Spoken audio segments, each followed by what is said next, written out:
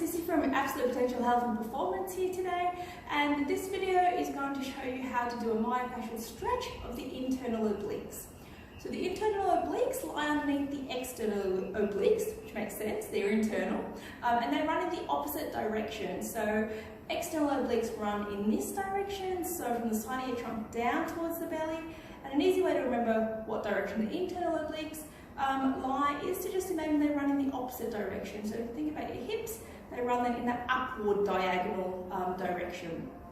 Their action, if you're thinking about the left side, for example, is to bend to the same side. So in the left internal oblique case, that would be side bending to the left.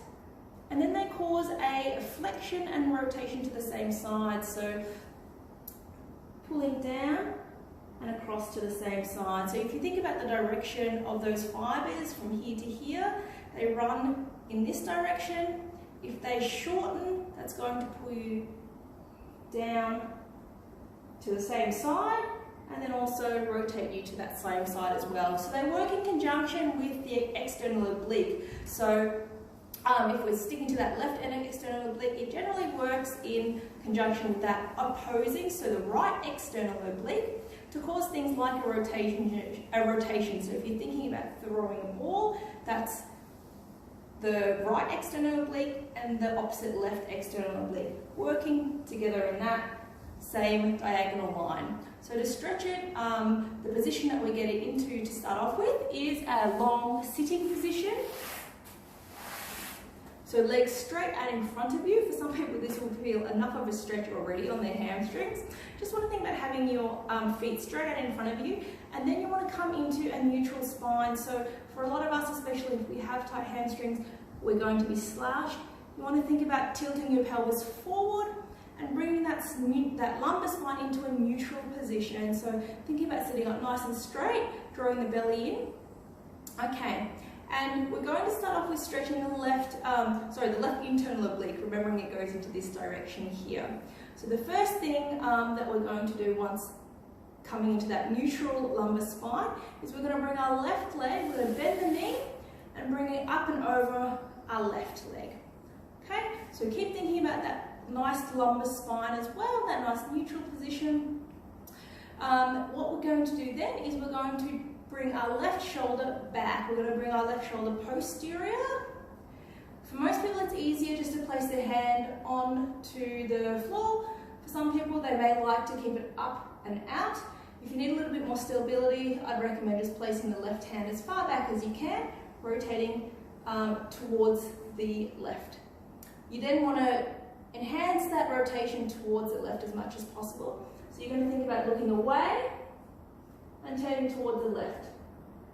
We then want to bring that right hand up. The right elbow goes into the inside part of your right leg. Okay? Now, detention, again above and below is quite important in this stretch. We want to think about a slight chin tuck, rotating towards the right with our head, and then side bending towards the right. Okay? This is what the final position will look like. So remembering the first rep is just getting into the position. The second rep is trying to intensify that slightly. So remember, we really want to sit up nice and straight, come into a lumbar, neutral lumbar spine. Think about pushing back slightly against the inside of your right knee. That left arm is as far back as possible, and at the same time, keeping on that right side bend and rotation, and then a strong rotation to the right. So you're really thinking about pressing your right elbow away from your left shoulder as much as possible. Keep breathing the whole way through.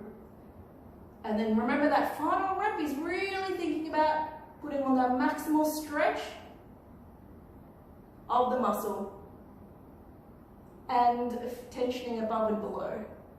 Okay, so you really need to put on that strong contraction through the top part of your head. Think about driving your bottom down into the floor and that strong rotation towards the left. I would feel that all the way through the front of my arm.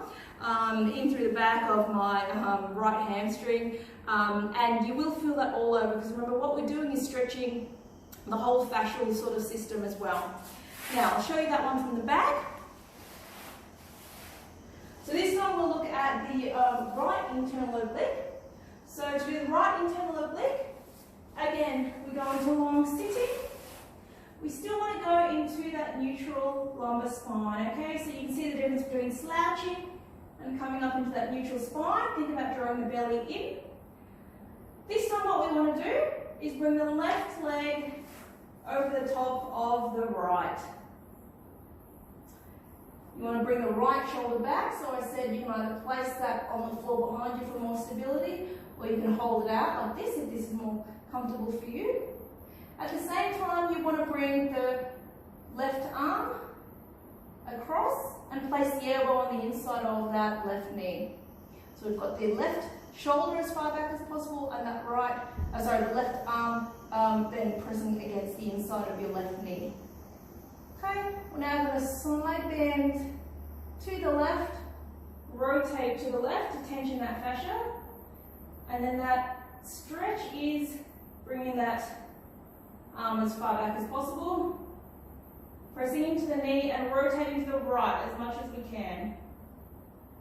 Keeping that neutral spine, so you want to make sure you're not slouching. That takes tension off the fascia, and you'll find that the stretch is not as effective. So really sit up nice and tall, maximal stretch. Trying to open up as much as you can. Okay, and you want to hold that and stretch.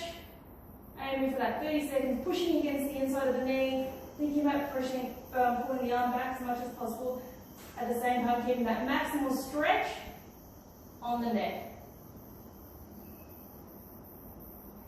And relax. So I can feel that all up my back, all up through the back of this arm, the back of my right arm this time, and yeah, then in across that oblique area as well. So remembering, keep breathing the whole way through. Slight bit of activation in your core muscle will help to protect your spine as well. And you really want to think about, as a maximal stretch, maximal hold and stretch in the fascia above and below. For some people, as I've said before, just getting to that position will feel like enough of a stretch. So generally that's rep number 1, just getting that position. Rep number 2, what we do is we want to really assume that position and start to put a bit of activation in through there. And then the third one is that generally where we try and do that maximal stretch. And as you progress and it gets a little bit easier, you'll be able to do 3 times 30 seconds, for example, of that maximal stretch. And it's very, very effective. You'll really feel it in lots of different places. Thanks for that. If you've got any feedback, let me know. Otherwise, I'd love to hear your comments. I'll talk to you guys soon.